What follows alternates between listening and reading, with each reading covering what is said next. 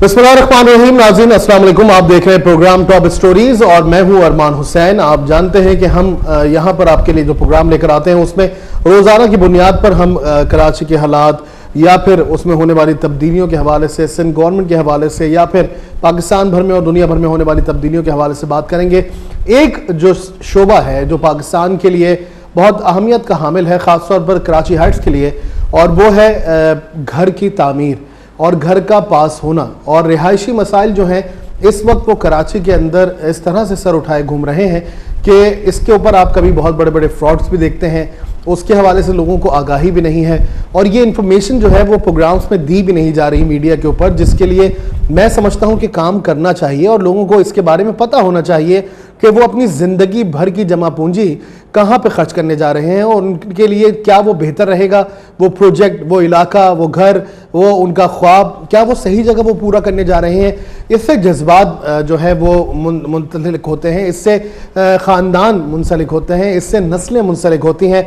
एक घर के ऊपर अगर एक गरीब आदमी अपना घर बनाता है तो एक औसतन एक साल में उस घर को बनाने में उसकी आधी नस्ल जो है वो गुजर जाती है और फिर एक नस्ल जाके वो घर हासिल कर पाती है। सवाल यह है कि क्या एक घर पे वो पूरी नस्ल रह पाती है? नहीं, 100 साल में हर दफ़ा वो घर तब्दील हो जाता है और उसमें नए लोग आके बसना शुरू होते हैं। तो इसी तरह से इलाके जो हैं वो आबाद होते हैं और लोग उसमें जा के आबाद होते हैं। मेरा आज का प्रोग्राम का मकसद आपको यही आगाही देना है और ख़ुद भी ये आगाही हासिल करना है कि कराची के अंदर रियल इस्टेट बिजनेस जो है वो किस तरफ जा रहा है और उसकी क्या सूरत हाल है। इस हवाले से बात करने के लिए मेरे मोहतरम, मेरे दोस्त, मेरे बहुत अच्छे कोलीग और मेरे साथ बहुत दिनों ने वक्त गुजारा और मैंने भी इनसे बहुत कुछ सीखा। मेरे हरदिल अजीज़ अमानुल्लाह पंजवानी साहब, अस्सलाम वालेकुम। अमानुल्लाह पंजवानी साहब पिपसेट के CEO हैं और एक कम्युनिटी है उसके एजुकेशन के चेयरमैन भी हैं। बहुत बहुत शुक्रिया पंजवानी साहब हमें वक्त देने के लिए। वालेकुम सलाम, बहुत बहुत शुक्रिया। मैं एक बात ख़ास तौर पर यहाँ खुशी का इज़हार इस बात से करूँगा कि कम से कम इंडस न्यूज़ ने इस रियल इस्टेट सेक्टर की इम्पोर्टेंस को महसूस किया और आज हमें मौका दिया कि हम इस पर कुछ इज़हार ख्याल करेंगे। बहुत बहुत शुक्रिया आपका। पंजवानी साहब, शुरुआत में ज़ाहिर है बहुत सारे सवाल हैं जो नाज़रीन इस वक्त देख रहे हैं और कुछ नहीं बल्कि बहुत सारे लातादाद लोग ऐसे हैं जो जाहिर है अपने घर और अपने जन्नत के लिए सोचते हैं कि अब वो ख़रीदारी करने जाते हैं या घर ख़रीदना चाह रहे होते हैं। इस पर हम कोशिश करेंगे कि आपसे बेहतर तरीके से जवाब ले सकें कि क्या सही तरीक़ेकार होना चाहिए, मगर उससे पहले कुछ रियल इस्टेट के हवाले से बात कर लेते हैं, फिर हम जाते हैं दूसरी तरफ। पंजवानी साहब, आप वाहिद एक ऐसा इदारा हैं पाकिस्तान में और ख़ासकर कराची के अंदर, पिपसेट, जो बेसिकली रियल इस्टेट को पढ़ा रहा है और बाकी यूनिवर्सिटीज़ में कहीं भी इसके बारे में एजुकेशन नहीं दी जा रही। एक इंडिया के अंदर और एक आपके इदारा है पिपसेट जो बेसिकली एजुकेशन को, रियल इस्टेट एजुकेशन को जो है वो लोगों तक पहुंचा रहा है। क्यों ज़रूरत महसूस हुई और क्यों कर आपको लगा कि ये काम करना चाहिए? देखिए अरमान साहब, जैसे अभी आपने अपने इंट्रो में कहा कि इस सेक्टर में लातादाद फ्रॉड, चीटिंग, धोखे के चांसेस होते हैं। वो इस हवाले से होते हैं कि इस सेक्टर में, मैं इंडस्ट्री तो नहीं कहूँगा क्योंकि अभी तक इसको इंडस्ट्री समझा ही नहीं गया, इंडस्ट्री तो उसको समझा ही नहीं गया। इस सेक्टर में इसलिए बहुत ज़्यादा फ्रॉड या इसके चांसेस होते हैं कि इसमें एजुकेटेड लोगों की शदीद कमी है जो ये बिज़नेस कर रहे हैं। आपको इसलिए मैंने 2007 में ये महसूस किया कि इस शोबे में एजुकेशन होनी चाहिए ताकि पढ़े लिखे लोगों को, समझदार लोगों को जो इस सब्जेक्ट की नॉलेज को रखते हुए जो है वो काम करें। तो जब एक एजुकेशन होगी, आप देखें पूरी दुनिया में रियल इस्टेट की एजुकेशन को फोकस किया जाता है। हमारी यहाँ बदनसीबी से जो है इस सेक्टर को इस माना ही नहीं गया कि रियल इस्टेट सेक्टर कोई सेक्टर है। हालांकि अरबों रुपए का ट्रांजैक्शन इसमें सरकार भी कमाती है, बिल्डर्स भी हैं, बहुत सी यहाँ डिफरेंट माफियाज हैं जो काम कर रही हैं। अरबों खरबों रुपए की करप्शन जो है वो इस काम में हो रही है, मगर अनफॉर्चुनेटली जो है इसको ऑर्गेनाइज सेक्टर नहीं बनाया जाता। क्यों नहीं बनाया जाता? वजह क्या है? देखिए, अगर इसको आप एक लाइसेंस इशू करते हैं गवर्नमेंट ऑफ पाकिस्तान और इसको प्रॉपर एक बिजनेस जो है वो डिक्लेयर किया जाता है और उसके हवाले से एक लाइसेंस मुतारिफ किया जाए तो गवर्नमेंट भी तो इससे जो है वो भरपूर फायदा उठा सकती है। क्या क्यों नहीं किया जाता आपके ख्याल? देखिए, असल में बात सिर्फ यह है कि विल की कमी है, इरादों की कमी है। अगर इसमें इस सेक्टर में लाइसेंस हो गया तो आप करप्शन खत्म हो जाएगा, करप्शन खत्म हो जाएगा, इंटरनेशनल इन्वेस्टमेंट बहुत पाकिस्तान में आएगा। ठीक है। और मैं आपको दावे से कहता हूं कि सिर्फ कराची में अगर कोई 40 या 50 हज़ार एकड़ पे को टाउन प्लानिंग की जाए तो मेरा ये दावा है कि अगले 200 साल के जो बजट हैं पाकिस्तान का बजट वो फीड कर सकता है वो इलाका, एक इलाका, अगर हाउसिंग सेक्टर को फोकस कर दिया जाए। ये मैं चैलेंज के साथ कहता हूँ, अगर कोई आता है तो मुझसे डिबेट कर ले इस बात के ऊपर। तो एक्चुअली विल की कमी है, करप्शन ज़ाहिर हर जगह, हर किसी के स्टैक्स हैं, इसलिए जो है हमने बहुत कोशिश की, 2007 से हम काम कर रहे हैं इसके ऊपर, हमने बहुत से दरवाजे खटखटाए। मैं एक सवाल ये भी पूछना चाहूंगा, आपकी बात को रोकूंगा यहाँ पे और दोबारा कंटिन्यू करूंगा। कौन से ममालिक में लाइसेंस दिया गया है रियल एस्टेट को, क्या इस हवाले से कुछ पता चल सकता है? सर मैं आपको इंडिया हमारा पड़ोसी मुल्क है उसके हवाले से भी कहूँगा, वहाँ भी लाइसेंस है। बगैर लाइसेंस के कोई काम नहीं कर सकता। हमारे यहाँ इस सेक्टर में कोई है ही नहीं लाइसेंस का, जिसको जो मर्जी चाहे वो आके स्टेट एजेंसी खोल लेता है, काम शुरू कर देता है, प्लॉट की सेल परचेज शुरू कर देता है और लाखों रुपए लोगों के दाव पे लगा के खुद निकल के किसी और इलाके में, किसी और शहर में जाकर बस कर लेता है। ठीक है, पंजवानी साहब इस बारे में बताइएगा कि जिस तरह से आपका इंस्टीट्यूट पढ़ा रहा है रियल एस्टेट के हवाले से, तो वो जो सब्जेक्ट्स होते हैं क्या वो रियल एस्टेट का कारोबार शुरू करने वाले लोग ही आके आपसे पढ़ते हैं या अदर स्टूडेंट्स भी आपसे आके पढ़ रहे हैं? देखिए हमारे पास तमाम किस्म के लोग हैं, इसमें इवन पीएचडी हैं, वीसीज हैं, गवर्नमेंट के हाई सीओज हैं, कंपनीज के, कॉरपोरेट के बहुत सारे लोग हैं, एज वेल स्टूडेंट्स भी हैं, प्लस जो इस बिजनेस में काम कर रहे हैं वो भी हैं।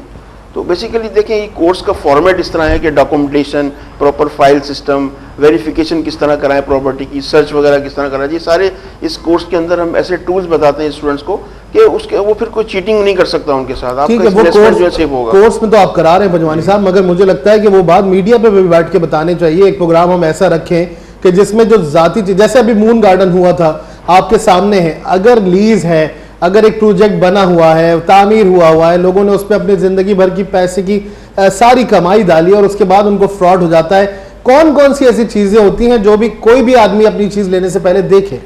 देखिए मैंने एक चीज़ मैं थोड़ी सी लोगों की गलतफहमी दूर कर दूं कि अगर कोई सबलीज या लीज या सेल डीड है तो इसको ऐसा हरगिज ना समझे कि ये अथेंटिक डॉक्यूमेंट है। इसका हरगिज मतलब नहीं है कि आपकी प्रॉपर्टी सेफ है। लीज और प्री लीज पहले जो है कुछ ऐसे स्टेप्स होते हैं जो चेक करने चाहिए। अगर आप किसी बिल्डर के पास कोई प्रोजेक्ट बुक करा रहे हैं, इवन किसी भी जगह बुक करा रहे हैं, तो प्रॉपर एनओसीज जो होती हैं उसको वेरीफाई करें। वेबसाइट्स मौजूद है, कराची की बात अगर करें तो सिंध बिल्डिंग कंट्रोल अथॉरिटी की वेबसाइट्स हैं, उनके जा पर देखें आप। हर एनओसी जो है जब इशू करती है एसबीसी तो एनओसी उसका डिस्प्ले होता है। इवन जब एड छपता है अखबार में तो साइड में एक बार पे एनओसी नंबर लिखा होता है, उसकी वेरिफिकेशन कराएं कि ये प्रोजेक्ट अथेंटिक है कि नहीं है। अच्छा, मतलब वो नंबर भी दिया जाता है कि जनाब इससे ये एनओसी मिल चुकी है तो फिर ये तामीर शुरू कर रहा है। डेफिनेटली इसके बाद परमिशन मिलती है, जब ये तामीर कर सकता है और जब ये मार्केटिंग कर सकता है। एनओसी दो किस्म के होते हैं, एनओसी फॉर मार्केटिंग और एनओसी फॉर सेल। अच्छा ठीक है, मुझे जरा से ये भी बताइएगा, जैसे मून गार्डन है, मून गार्डन के अंदर अब फ्रॉड हो चुका, केस लग चुका, तो इस तरह से अगर कोई और प्रोजेक्ट है तो उसके लिए एनओसी को देखना बहुत जरूरी होता है, ये आपने हमें बता दिया। मुझे ये बताइएगा कि आपको लगता है कि आने वाले दिनों में कराची की जो आवाम है उनको प्रॉपर्टी के ऊपर मुनाफा मिलने वाला है या अब और रसद से दूर होने जा रही है प्रॉपर्टी गरीब आदमी की? देखें इस वक्त तो आम आदमी की रेंज से तो प्रॉपर्टी बाहर हो चुकी है। इस वक्त बहुत ज़्यादा गैम्बलिंग हो रही है, बहुत ज़्यादा तेज़ी आ गई है। जो एक्चुअल ग्रोथ है रियल एस्टेट सेक्टर में वो नहीं आ रहा। इसमें बहुत सारे सेक्टर इन्वॉल्व हैं। ज़ाहिर एक इन्वेस्टर्स की मूवमेंट होती है जो जाते हैं एक पीक पे लेके जाते हैं किसी प्रॉपर्टी को। कैसे हम आमतौर पर कहते हैं रियल एस्टेट बबल। एक ग्रुप उसमें आता है किसी एक प्रोजेक्ट में और वो बाइंग शुरू करता है, तो लोग ये समझते हैं कि प्रॉपर्टी की प्राइस बढ़ गई। स्कीम 33 है पंजवानी साहब, उसमें रियल एस्टेट बबल अभी दोबारा आया है। पहले लोगों ने उस पर कमाया और उसके बाद फिर पूरी तरह से उन्होंने बेचा कौड़ियों के मोल, और आज फिर बबल है उसमें। ये बबल जो डेवलप किया जाता है, क्या इससे अब लगता है कि कीमतें वापस आएंगी या फिर लगता है कि अब यहीं रहेंगी? आपके ख्याल में क्या है? नहीं, ऐसा मेरा जहाँ तक मेरा इल्म है और मैं जहाँ तक समझता हूँ कि ये प्राइसेस जो हैं ये for the time being higher side पर हैं और ये नीचे जाएंगी। आर्टिफिशियल है। इस वक्त एक 120 गज के मकान की कीमत जो बिल्डर बुक कर रहा है वो 1.25 करोड़ 1.5 करोड़ से कम कहीं भी नहीं है अगर नई बुकिंग पर आप जाएं। तो ऐसा हरगिज नहीं है। ये ओरिजिनल जो उसकी प्राइसेस हैं वो उसके हवाले से बिल्कुल ही मीट नहीं करता। ये नीचे जाएगा कुछ अर्से के बाद, ये आप देखिएगा कि ये प्राइसेस जो है वो नीचे आएंगी। अच्छा, मुझे एक बात और भी बताइएगा, जैसे आपने 1.5 करोड़ 1.25 करोड़ कहा, जब भी कोई चीज़ खरीदने जाते हैं तो हम उसकी जो पेमेंट कर रहे होते हैं तो उसकी कीमत एक्चुअल लिखवा रहे होते हैं जी 17 लाख या फिर 20 लाख या फिर 25 लाख, प्लॉट की बात कर रहा हूं मैं। जबकि उसकी कीमत जो है वो करोड़ की हो, तो उसको लिखाया यही जाता है कि 25 लाख 30 लाख रुपए जो उसकी रजिस्ट्रार में जमा होता है। ये जो तरीकेकार है, जब गवर्नमेंट को पता है कि उसकी एक्चुअल कीमत जो है उस इलाके का जो कीमत है वो तकरीबन करोड़ से ऊपर जा चुकी है और वो बेचा उसी कीमत में जा रहा है 25 लाख रुपए में, तो ये भी तो फ्रॉड की मद में आया ना। नहीं देखिए, इसमें अरमान ऐसा है कि एक होती है मार्केट वैल्यू, एक होती है बुक वैल्यू जो गवर्नमेंट वैल्यू को फिक्स करती है। उस वैल्यू के ऊपर जितनी भी टाउन टैक्स हैं, सीवीटी है, स्टैम्प ड्यूटीज वगैरह, उस वैल्यू पे एक्सेस होती हैं। मार्केट वैल्यू और बुक वैल्यू में बहुत ज्यादा डिफरेंस होता है। ये तो हमेशा है और हर जगह होता है, ये हमारे यहाँ नहीं है, ये हर जगह पूरी दुनिया में ऐसे ही चलता है। होता है जो बुक वैल्यू होती है वो कम होती है। अच्छा ठीक है, इस हवाले से एक सवाल का इसका भी जवाब दीजिएगा कि कराची दोबारा से रीशेप हो रहा है, कराची को दोबारा से आबाद किया जा रहा है। अभी एक दाहिर है, आपने देखा है कि मलिक रियाज साहब का प्रोजेक्ट भी चल रहा है, डीएचए भी शुरू कर दिया है सुपर हाईवे की तरफ, और कराची से बाहर जाके वो एक पूरी जो है उन्होंने तामीर शुरू करी है। क्या आपने जो अभी बात अपने तज्जिए में कही कि अगर कराची की ज़मीन को पूरी तरह से आबाद किया जाए और उसके अंदर कॉलोनीज बनाई जाए तो कराची का बजट जो है वो बहुत बड़ी तादाद में डेवलप किया जा सकता है, तो आपको लगता है कि इस किस्म की इन्वेस्टमेंट और दीगर ग्रुप्स भी आकर करें तो कराची जो है वो तरक्की पा सकता है और गवर्नमेंट समझ सकती है? देखिए अरमान, मैं एक बात आपसे कहूँगा कि एक्चुअली इस बिज़नेस की में इतनी ग्रोथ है कि अगर हम डेंसिटी वाइज अगर हम पॉपुलेशन की कैलकुलेशन करें तो पाकिस्तान में एक कमरे में 6 अफराद रहते हैं, जितनी हमारे मकानात हैं। मकानात की हाउसिंग सेक्टर की शदीद कमी है और इंटरनेशनल लेवल जो उसका वेस्ट का लेवल है वो 1.1% है, यानी एक कमरे में 1.1 लोग रहते हैं। तो जिस जगह ये कंडीशन होगी वहाँ डेफिनेटली डिमांड और सप्लाई में बहुत ज़्यादा डिफरेंस है। तो उस सेक्टर में ना सिर्फ इन्वेस्टमेंट आता है बल्कि प्राइसेस भी इसकी बहुत ज़्यादा अप्रिशिएट होती हैं। तो इसका इफेक्ट जो है डिमांड और सप्लाई के गैप की वजह से ये डेफिनेटली इसकी अप्रिशिएट होती है, इसलिए हर सेक्टर से लोग इसमें आकर इन्वेस्टमेंट करते हैं। सिर्फ यही नहीं कि मगर इंटरनेशनल इन्वेस्टर यहाँ पर जो है वो नहीं आ रहा, इसलिए नहीं आ रहा कि ये सेक्टर लाइसेंस, बिल्कुल आपने सही बात की कि इस पर लाइसेंस होना चाहिए। हमारे यहाँ देखें बहुत सी फील्ड में ड्राइविंग के लिए भी लाइसेंस ज़रूरत होती है और हर जगह लाइसेंस की ज़रूरत होती है, मगर हमारे यहाँ इतनी बड़ा सेक्टर है जिस जो हुकूमत को अरबों रुपए जो है रेवेन्यू की मद में पे करता है in shape of stamp duties और इन शेप ऑफ डिफरेंट जो ड्यूटीज़ होती हैं रियल एस्टेट पर। इवन अगर लाइसेंस हो जाए तो ये सेक्टर ऑर्गेनाइज हो जाएगा। मैं आपकी बात कर रहा हूँ इंटरनेशनल जो मेरी बहुत से उनसे लोगों से रब्ता है, वो यही कहते हैं कि यार आपके यहाँ यहाँ इस खास तौर पे सूबा सिंध की मैं बात करूँगा कि यहाँ इस सेक्टर पर बिल्कुल ही फोकस नहीं किया गया। अगर इसको रेगुलाइज कर दिया जाए और प्रॉपर एजुकेशन के बाद लाइसेंस इशू कर दिया जाए और लाइसेंस के साथ ही बंदा जो है वो जो फर्द है उसको इजाज़त और परमिशन हो काम करने की, तो मैं समझता हूँ कि बहुत सारे चीटिंग फ्रॉड इससे आवाम को बचाया जा सकता है। ठीक है अमानुल्लाह पंजवानी साहब, एक सवाल ये भी है जो बहुत ज़रूरी है, मुझे ज़ाती तौर पे भी ये पूछना है।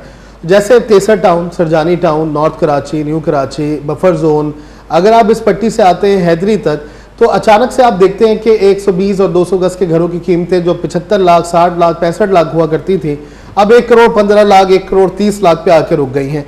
ये क्या बबल होता है, ये कहाँ से क्रिएट किया जाता है, इसको कैसे रीशेप कर देते हैं कि स्टॉक एक्सचेंज तो आपका नीचे जा रहा है मगर आपकी प्रॉपर्टी की वैल्यू जो है वो आसमानों को छू रही होती है, ये किया कैसे जाता है? देखिए इसमें एक्चुअली मैं आपको बताऊं कि बहुत बड़ा जो इसका रोल होता है वो ऐसे प्लेयर्स का होता है जो मार्केट में अपने सरमाए को मूव कर रहे होते हैं। अगर हम हकीकी तौर पे देखें तो इस वक्त जो गवर्नमेंट ने सेविंग्स के ऊपर जो रेट ऑफ इंटरेस्ट फिक्स किया है वो अराउंड 6-7% के करीब है। पहले ये 17-18% था।